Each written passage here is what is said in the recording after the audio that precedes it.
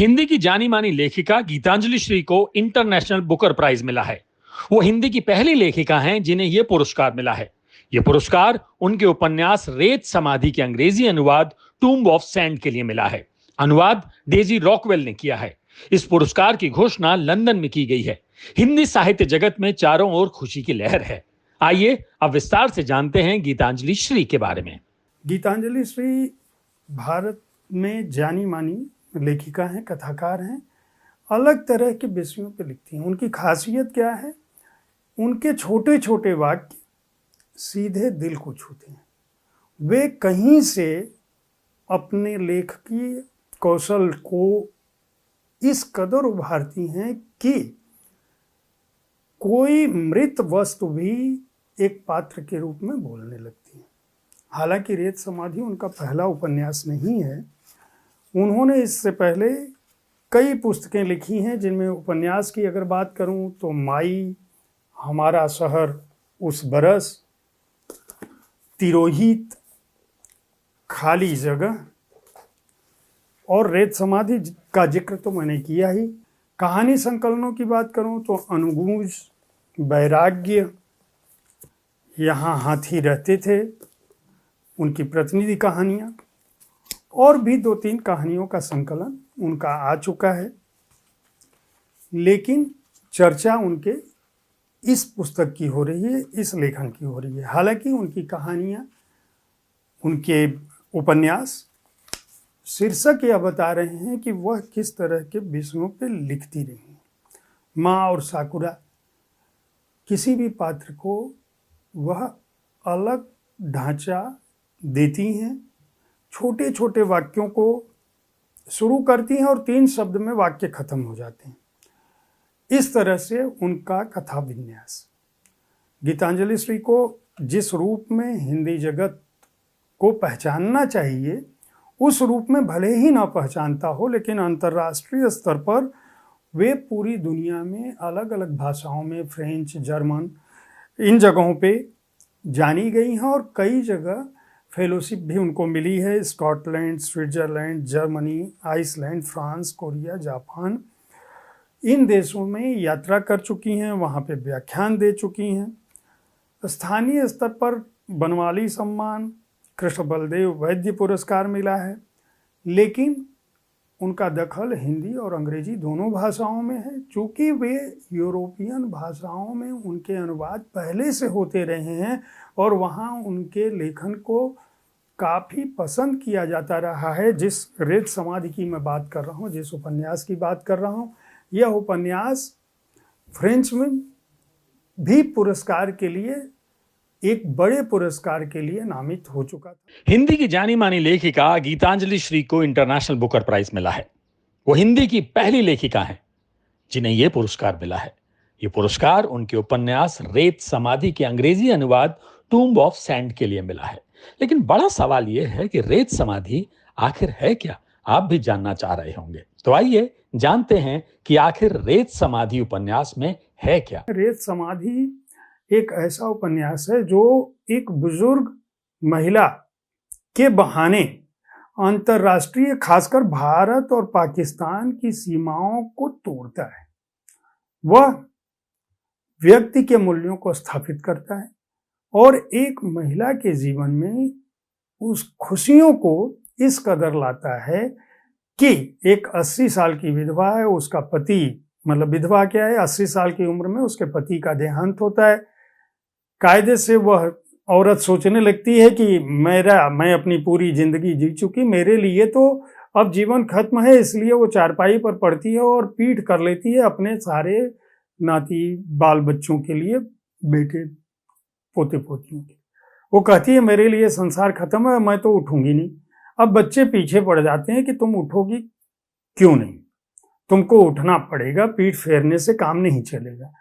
अब वहां से कहानी शुरू होती है और वह बातचीत में अपने बचपन को याद करती है, वह बचपन जो पाकिस्तान में था, और वहां से वह कल्पना की उड़ान भरती है। इसमें बहुत कुछ है कि बचपन में किस तरह से यौवन लड़कियों के ऊपर आता है, किस तरह से परिवेश होता है और पाकिस्तान और भारत की सरहदें टूट जाती हैं। मानवीय संवेदना वह 80 वर्ष की महिला के माध्यम से जो किसी भी लड़की के जीवन में घटता है, जब वह किशोर हो रही होती है, जब वह बड़ी हो रही होती है, जब उसके जीवन में जिम्मेदारियां आती हैं, उसका पास पड़ोस कैसा है, इसके बहाने छोटे छोटे टुकड़ों से इस कदर यह उपन्यास भरा पड़ा है, जब तक आप इसे पढ़ेंगे नहीं आप समझ नहीं सकते।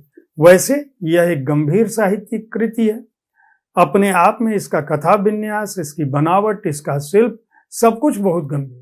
इंटरनेशनल बुकर प्राइज जीतने वाली गीतांजलि श्री हिंदी की पहली लेखिका हैं, लेकिन यह कामयाबी अनुवादक डेजी रॉकवेल की भी है। अगर वो अंग्रेजी अनुवाद ना करती तो यह सम्मान गीतांजलि श्री को ना मिलता। आखिर कौन है डेजी रॉकवेल?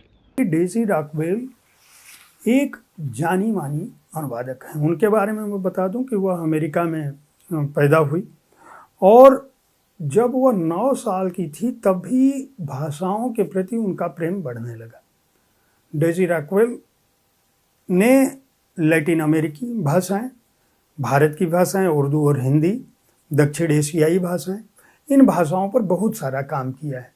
जब वह ग्रेजुएट में थी तभी उन्होंने अनुवाद को चुन लिया और अनुवाद में उन्होंने उपेंद्र नाथ अश्क का अनुवाद करना शुरू किया। उपेंद्र नाथ अश्क के बाद वह भीष्म साहिनी का उपन्यास तमस भी उन्होंने किया और इन उपन्यासों को उनके ऊपर काम करते हुए गिरती दीवारें का किया, कृष्णा सोबती का उपन्यास किया, यशपाल का उपन्यास किया झूठा सच। मतलब उन्होंने कई क्लासिक कृतियों का, हिंदी की जो शास्त्रीय जो बड़ी कृतियां हैं उन पर अनुवाद किया और उनका अनुवाद करते करते वो उर्दू और हिंदी के प्रेम में आ गई।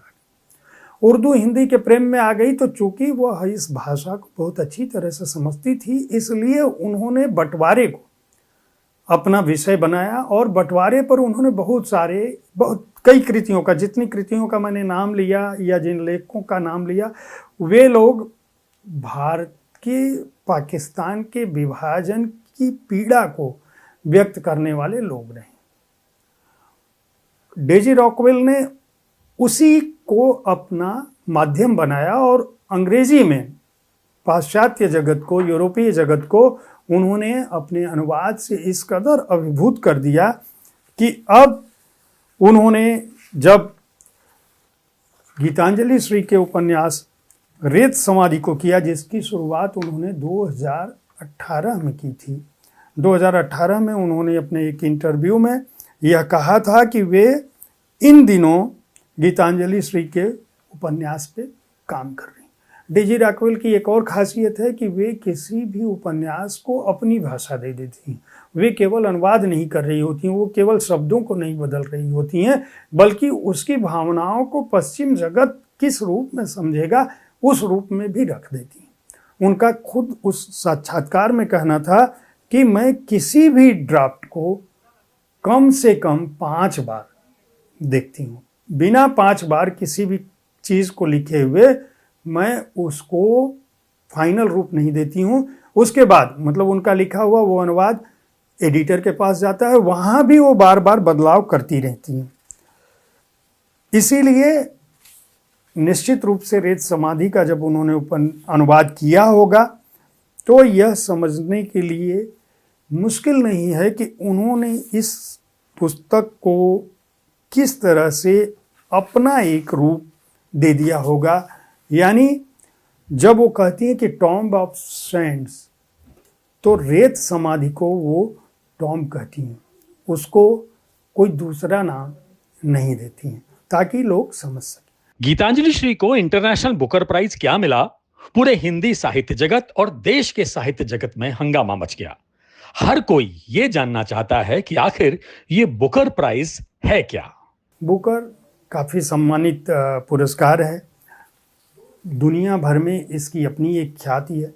जिस तरह से फिल्मों के लिए ऑस्कर का महत्व है या नोबेल प्राइज का महत्व है, उस तरह से बुकर सम्मान को पूरी दुनिया में, साहित्यिक जगत में, किताबों की दुनिया में, शब्दों की दुनिया में सम्मानजनक ढंग से देखा जाता है। 2014 में इस बात की कोशिश की गई कि इंटरनेशनल पुरस्कारों को, उन पुरस्कारों को जो आयरलैंड में या इंग्लैंड में छपे हुए हैं, उन पुस्तकों को, उन प्रकाशकों की पुस्तकों को यह पुरस्कार दिया जाए अनुवाद के लिए भी, ताकि इसकी दुनिया व्यापक हो सके। पहले केवल अंग्रेजी में लिखी हुई किताबों को अनुवाद उसमें शामिल नहीं था। जब बुकर प्राइज था तो बुकर प्राइज में अनुवाद को नहीं, मूल अंग्रेजी कृति को पुरस्कार देते थे। फिर धीरे धीरे यह बदलाव हुआ। इस बुकर पुरस्कार का नाम कई बार बदला, Booker Prize, Man Booker Prize. उसके बाद अभी बुकर प्राइज के साथ साथ एक इंटरनेशनल बुकर प्राइज भी है। दोनों पुरस्कारों में पुरस्कार राशि को लेके कोई अंतर नहीं है। इनकी एक लॉन्ग लिस्ट बनती है, उसमें सैकड़ों कृतियां जो उस दौरान छपी हुई हैं वो उन पर चर्चा होती है। जूरी 5 लोगों की जूरी है जो उस पर विचार करती है। उसके बाद वो लॉन्ग लिस्ट में 25 के करीब किताबें आती हैं और फिर वो शॉर्ट लिस्ट में किताबें होती हैं जिसमें केवल 6 किताबें बचती हैं, 5 किताबें बचती हैं और उनमें से एक किताब को पुरस्कार दिया जाता है। ये एक बहुत लंबी प्रक्रिया है जो जूरी है उस पर बार बार विचार करती है।